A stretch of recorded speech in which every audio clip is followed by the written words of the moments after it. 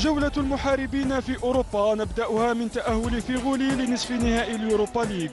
فيغولي ضرب بقوة مع ناديه فالنسيا وواصل الحفاظ على مستواه، وضد بازل لمس الكرة 79 مرة وبلغت نسبة تمريراته الناجحة 77%.